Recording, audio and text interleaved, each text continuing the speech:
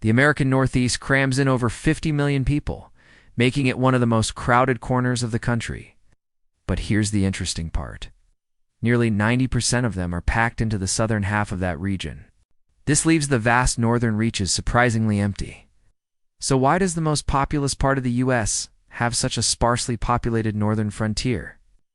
To find the answer, we must begin with the physical geography. When we consider the American Northeast, our minds typically jump to the many large cities that dot the area. New York City and Boston are the two most obvious examples. Yet if you venture just a little bit farther to the northeast, a dramatically different landscape emerges. This is America's empty Northeast, a vast expanse that encompasses northern New York, Vermont, New Hampshire, and Maine. And despite being nestled within one of the most densely populated regions of the United States, this area stands distinctly apart. It is defined by a rugged physical geography that sets it apart from its more populous neighbors to the south.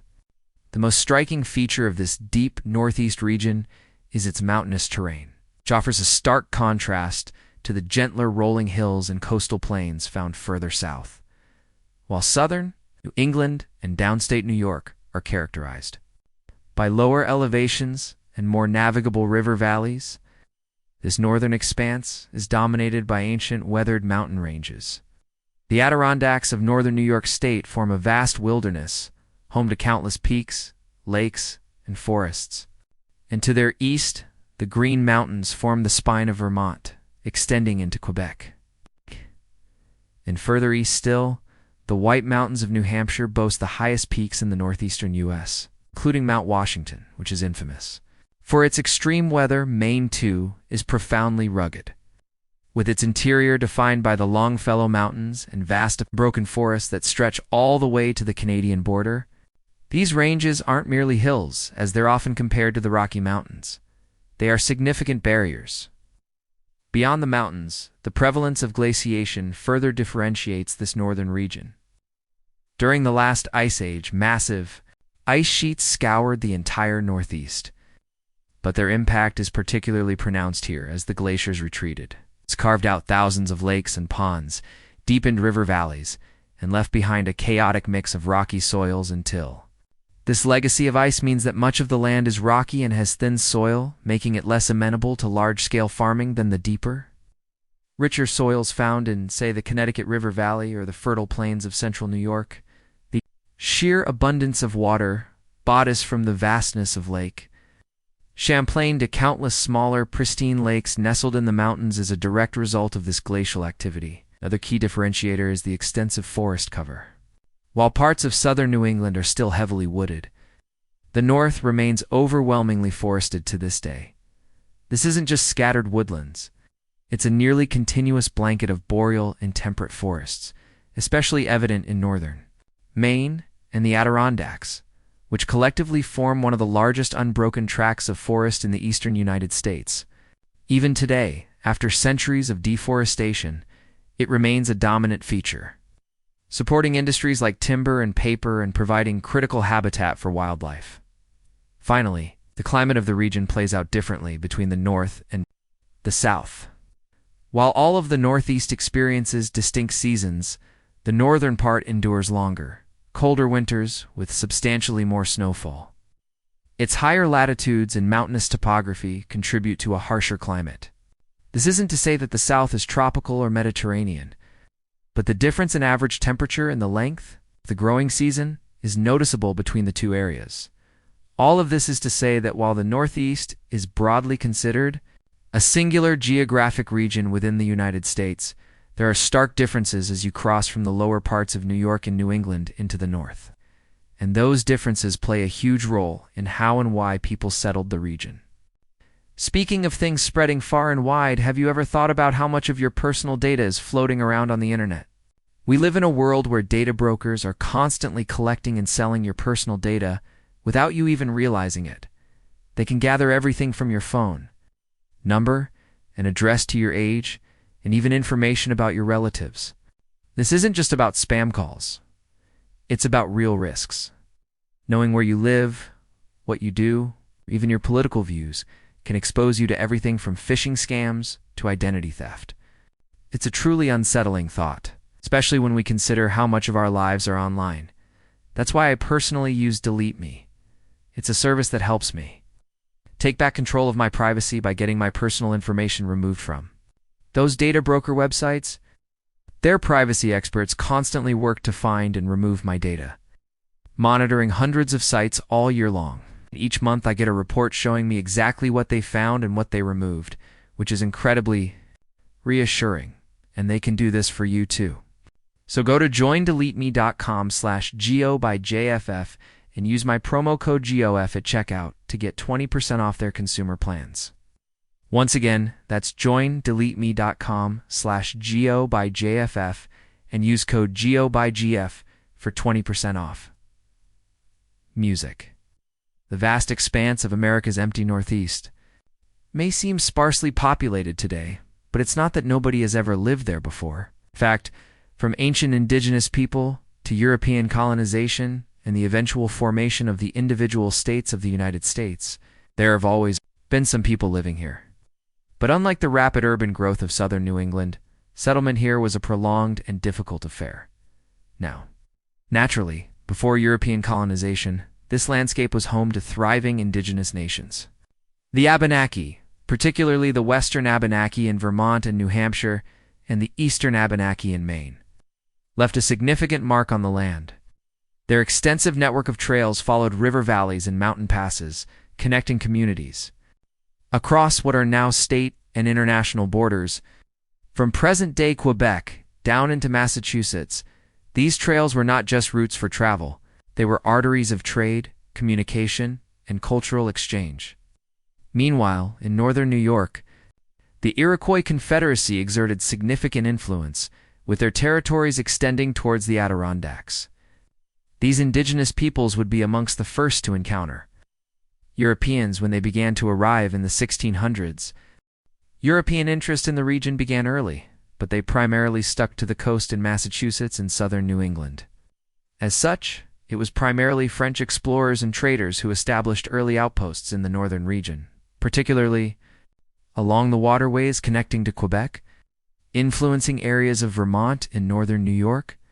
The English, expanding northward from the Massachusetts Bay Colony, focused more on the coastal regions of Maine and the southern parts of New Hampshire.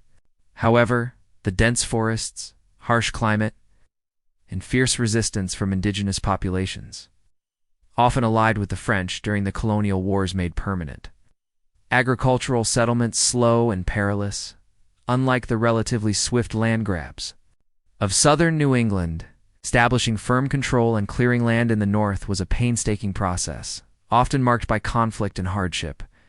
The end of the French and Indian War in 1763, which mostly removed French influence in North America, opened the floodgates for more concerted British settlement. Land speculation became rampant, particularly in Vermont, which was claimed by both the colonies of New York and New Hampshire. This overlapping claim led to the unique situation of Vermont declaring itself an independent republic in 1777, a no-man's land for 14 years before finally being admitted as the 14th state in 1791, balancing the number of free and slave states. In the country, New Hampshire, with its vital port of Portsmouth, was one of the original 13 colonies. Its settlement pushed inland from the coast, grappling with the White Mountains and eventually establishing its western border along the Connecticut River. Its transition to statehood was a direct part of the American Revolution as one of its founding states. Meanwhile, Maine's journey to statehood was tied to Massachusetts. For centuries, Maine was simply the district of Maine within Massachusetts. Its economy was heavily reliant on timber and shipbuilding. As its population grew and its economic interests diverged from those of Massachusetts, particularly regarding the War of 1812 and trade policies, a strong movement for independence emerged. The Missouri Compromise of 1820 provided the perfect opportunity. Maine was admitted as a free state, balancing Missouri's entry as a slave state, thus becoming the 23rd state. Northern New York, while part of the vast state of New York, followed a similar pattern of late and difficult settlement. The Adirondacks, viewed as an impenetrable wilderness for much of the 1700s and early 1800s, only saw significant, albeit limited, development with the rise of the timber industry and later tourism in the mid-1800s. Its integration into New York State was a given. But its physical geography ensured a different developmental trajectory than the fertile Mohawk Valley or the bustling Hudson Corridor. Suffice it to say, the northern region of New York and New England have been part of the United States for a very long time, certainly long enough to become a more densely populated region. So why haven't more people moved to the area? Music America's empty Northeast is a geographic paradox. It lies within the most densely populated corridor of the United States. Yet, its population of just 4.9 million people is roughly equivalent to the Boston metro area alone. In fact, if we take the entirety of southern New England and southern New York an area roughly equal in total size to the empty Northeast, you get a population nearly 10 times greater, at over 46 million people. This striking demographic anomaly isn't accidental. It's the cumulative result of a powerful interplay between its distinctive physical geography, its challenging history of settlement, and the economic forces that have shaped its development. At the heart of the region's enduring emptiness is its formidable physical geography. As we've explored, this is a land dominated by ancient rugged mountains like the Adirondacks, Green Mountains, and White Mountains. These ranges are not just scenic backdrops. They are significant natural barriers. Their steep slopes, rocky terrain, high elevation, historically made large-scale agriculture extremely difficult, especially compared to the fertile river valleys and coastal plains found further south in states like Massachusetts or downstate New York. And even if you did take the immense time to clear the land for settlement, you were often left with soil that wasn't great for agriculture and land that didn't hold much mineral value. This was the pervasive legacy of glaciation, which left behind thin, acidic soils and countless lakes and wetlands land that just wasn't very valuable compared to southern tracts. The sheer extent of forest cover is another key factor. While forests are a vital part of the region's allure and economy today, for much of its history, they were a formidable impediment to settlement.